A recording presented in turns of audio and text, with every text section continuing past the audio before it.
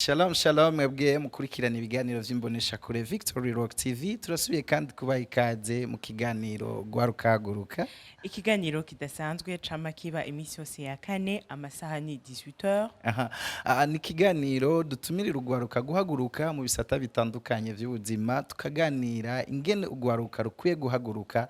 Jewe muri kumwe ni Mbonerane Gervais Nanje ni Patience Mugisha. Uno munsi tugiye guhava duhura n'ugwaruka rutandukanye turubaze utubazo dutandukanye hanyuma Bahize batwishure tuzokuganira ibihe vyiza namwe. Kaze mubandanya mudukurikirana muri benshi turazi neza ko muza kuryoherwa Imana ibahezagire. Shalom shalom. Shalom, Urameze neza? ndashima Imana vraiment. Witwa gute?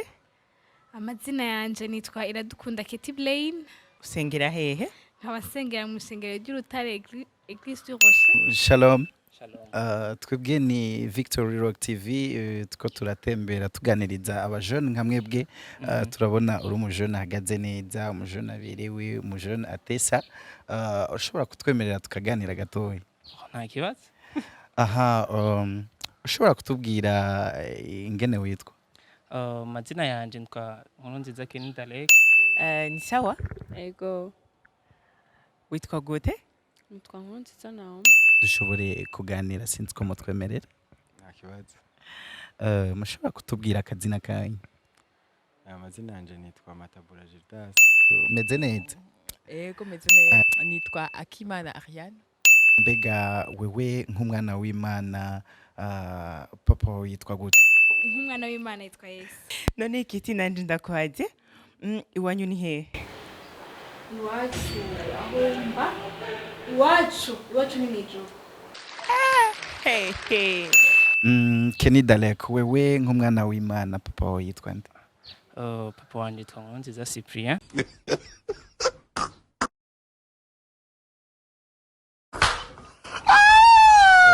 donc nk'umwana w'Imana papa wawe yitwa Nkurunziza Cyprien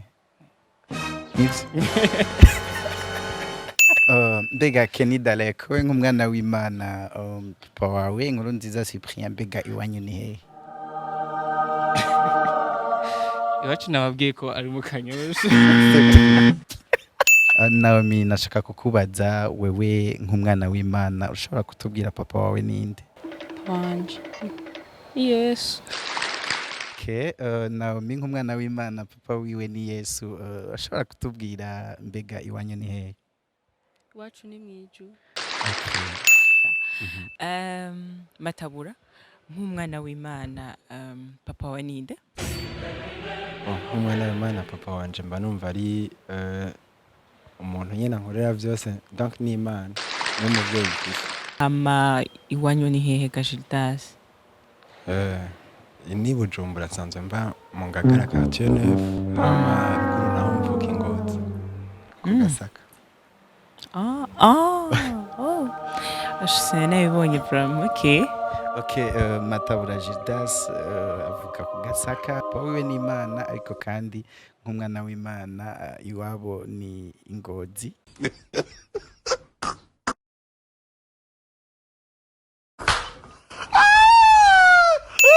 Papa we ninde ga Ariana? Papa wanje yitwa Nyeretse Jean Claude. Yana nk'umwana w'Imana papa wawe yitwa Nyeretse Jean Claude. Muganda afise n'undi mu papa wo mw'ijuru. Ego, Imana. Okay, Ariana ushobora kutubwira mbega iwanyu ni hehe Ibibazo bimwe amatruc. Iwacu ni hehe mw'isi canke? Wowe yishura uko uvyumva wewe. Bon, ahantu mba muri kino gihe mba mu Ngagara muri neuf. igitabo c'urufatiro igitabo kigenga abakristo turacitwa Bibiliya yera. Igitabo nyene Bibiliya nk'uko yaje kubitubwira kigizwe n'ibitabo bingahe? Basi kigabuyemwo kungahe? Gute na gute? Isezerano rya kera n'irishasha. urashobora kutubwira mbega isezerano rya kera rigizwe n'ibitabo bingahe isezerano rishasha rigizwe n'ibitabo bingahe Abantu bambeshe. Igitabo kirekire. kiri muri bible ni icahe antuka nawe uradingo nyene na dukeya kirekire kiri muri bible. ego Mu kirekire bitabo muri uzi byose ivyo mu muri bitabo bibiliya vyose. ni kihe gitabo wibaza ko ari kinini cane gusumba ibindi? Ego.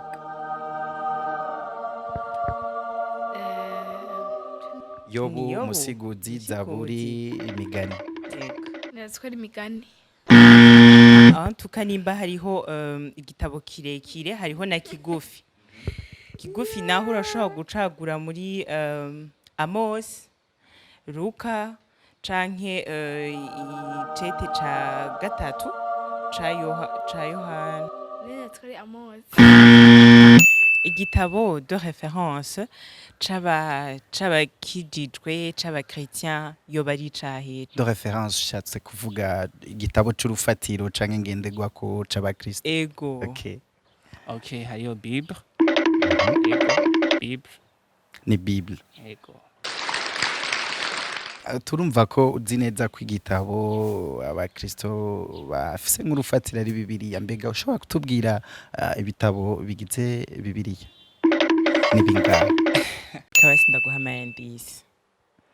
Mbega ni 100? Oya. Ni 59? Oya. Ni 60? Ego. Okay, urashobora kutubwira Bibiliya igizwe n'ibice bingahe bikuru bikuru? Ibice bikuru bikuru. Okay, Igice Bibiliya. hariyo isezerano rya kera Aha. hamwe n'isezerano risha. Okay, ushobora rero kutubwira isezerano rya kera rigizwe n'ibitabo bingahe? Isezerano rishasha rigizwe n'ibitabo bingahe? Isezerano rya kera. Aha. Bon, sinzi kubivuga canke Igitigiri kubihaga gusa. Il y a le juste. nombre. Ah, le nombre kere.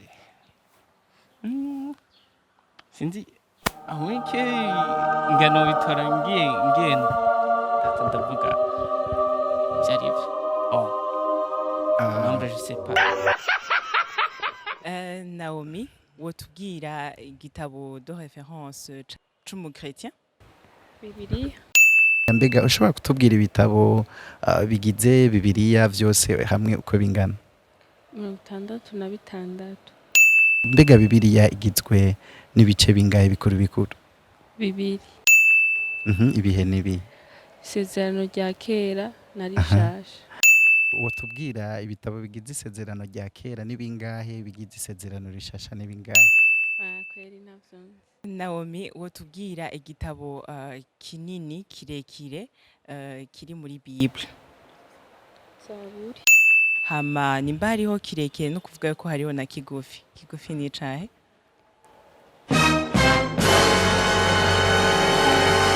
Okay, ashobora kukugirira choix multiple ugatora mu kimwe. Amayandisi.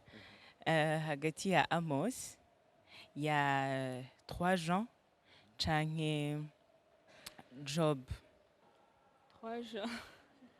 Aha. Jidas, urashobora kutubwira wewe nk'umukristo ni kihe gitabo c'urufatiro canke igitabo de référence ku bakristo citwa gute? Igitabo c'urufatiro ndibaza ko ari no kw'isi yose, ndibaza ko ari Bible. Aha, ni Bible. Mbega ushobora kutubwira Bible igizwe n'ibitabo bingahe vyose hamwe? 53. Ushobora kutubwira ibice bikuru bikuru bigize igitabo ca Bibiliya? Hariho nzi yuko ari isezerano rya kera n'isezerano rishasha. Aha, ntuzi ushobora kutubwira ibitabo bigize isezerano rya kera n'ibigize isezerano rishasha ingene bingana? Le nombre yavyo. Ntavyo nzi. Ni icahe gitabo kirekire kiri muri Bible? Zaburi. Hama nimba hariho kirekire no kuvuga ko hariho na kigufi. Ni icahe kigufi? Vyakozwe Ushobora kutubwira Gariana, wewe nk'umukristo nk'umwana w'Imana n'ikihe gitabo ngende guha ko c'abakristo n'ikihe gitabo abakristo bafise nk'urufatiro citwa gute? Citwa ni Bibiliya ni ijambo ry'Imana. Kigizwe n'ibitabo bingahe? 66. Kirimwo ibice bingahe ga Ariane? Ibice bibiri, isezerano rya kera n'isezerano rishasha. Ariana ushobora kutubwira isezerano rya kera rigizwe n'ibitabo bingahe, isezerano rishasha rigizwe n'ibitabo bingahe? Isezerano rya kera rigizwe n'ibitabo 37, isezerano rishasha rigizwe n'ibitabo 29. Mu bitabo bigize Bibiliya n'ikihe gitabo coba ari kirekire gusumba ibindi? Hagati y'imigani, Yobu canke Zaburi. N'icahe kirekire kurusha ibindi vyose? Nibaza ko ari Zaburi. Nimba ari igitabo kirekire hariho na kigufi, urashobora kutubwira igitabo kigufi kiri muri Bibiliya gusumba ibindi? Kigufi gasha niki?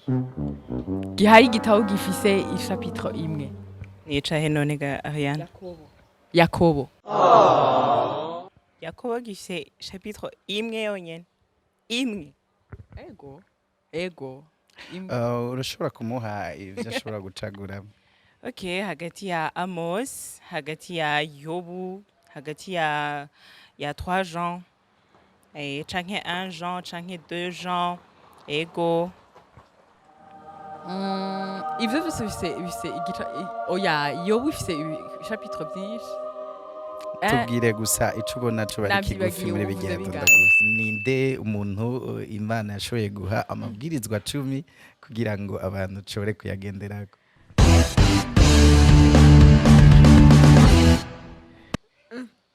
Reka ndagufashe. Ucagure hagati ya Petero, Yosuwa, canke Mose. Petero.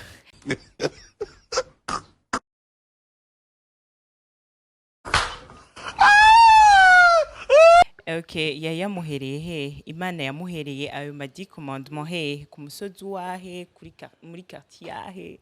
Betsaida, Yerusalemu, Sinai. Yerusalemu.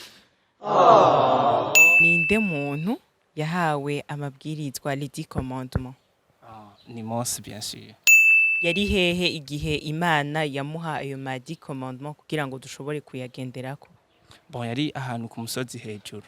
Witwa gute? Hehe witwa gute? Umusozi witwa umusozi Sinai. Okay. Urashobora kutubwira Naomi umuntu sinzi ko ari umugabo, sinzi ko ari umugore, umuntu Imana yahaye amabwirizwa 10 kugira ngo abantu dushobore kuyagenderako? Umuntu yahawe les 10 commandements.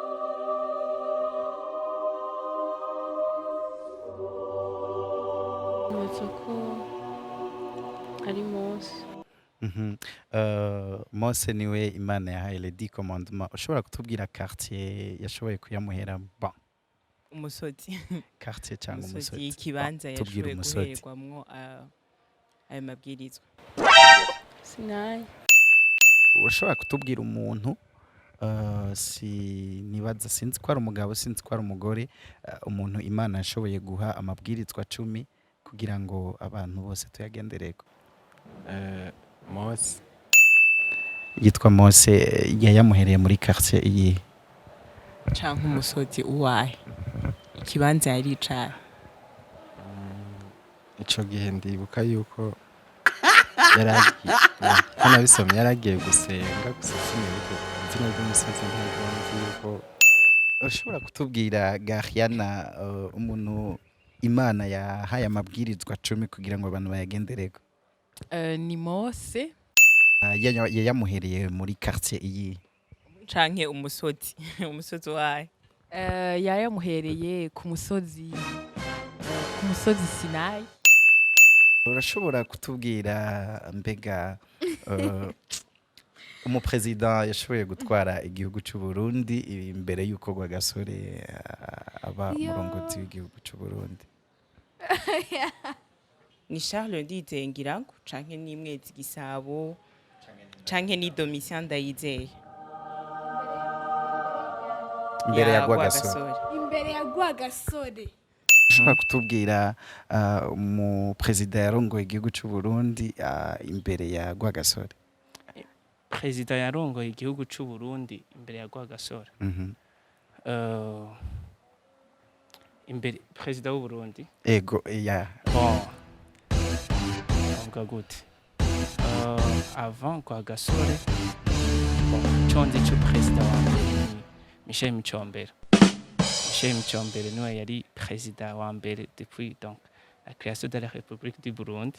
Hama umupresident nawe yatwara imbere ya Rwagasore nawe. igihugu cy'u Burundi. Bon ntiyari umuperezida ahubwo yari umwami. Yari inde none? Oh yari Ntare 5 Ndizeye Charles.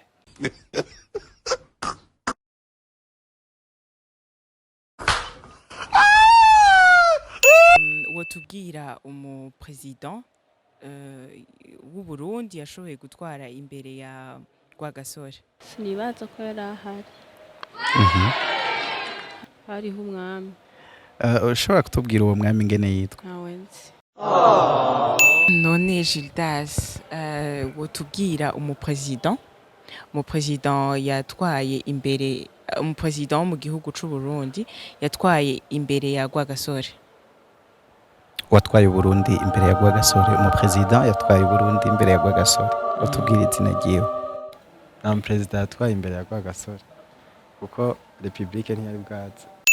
Ariana, wotubwira umupresident yatwaye imbere ya Rwagasore? yatwaye igihugu cy'u Burundi. Ego igihugu cy'u Burundi ego. Deja imbere ya Rwagasore barabami. Donc nta mu president yari umwami. Yari yitwa gute? Yari papa wiwe yitwa Mwambutsa. turakunda kuba dufise amaradiyo mu nzu, sinzi ko uzi radiyo yitwa Sabufa. urashobora kutubwira ingene Sabufa candikwa? urashobora kutubwira indome? S-A-B-U-F-A. sinzi kubona ry'amaradiyo dukunda kuvuza muhira yitwa Sabufa. Yego. Sabufa urayibona? ushobora kutubwira ukepera ingene bandika iryo jambo Sabufa? Sabufa harimwo S U B W O O F. Yego. Okay, aho duca dusoma Sabufa. Sabufa. urabona hariho uturadiyo dukunda kuvuza hariya mu makartier canke muhira, amaradiyo yitwa Sabufa, sinzi ko yize. Sabufa nayo uzi? amaradiyo dukunda kuvuza, dukunda gukoresha mu kuvuza indirimbo canke amakuru, yitwa Sabufa, sinzi ko yazi. urashobora kutubwira ukepera indome zigize iryo jambo Sabufa kuryandika? S A B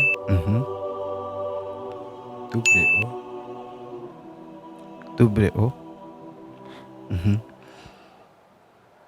ama F. Okay, akabazo gasa n'akanyuma. Ariana, ushobora kutubwira, turatubona hariya mu ngo tubayemwo, hariya muhira turakunda, hariho uturadiyo dukunda kuvuza twita Sabufa, uratuzi? Ego. urashobora kutubwira ingene iryo jambo Sabufa ryandikwa? Donc ukepera indome.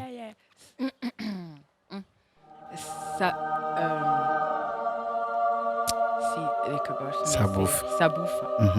S U B hama W O O F E R. Ariana, gitoya. turamushimira.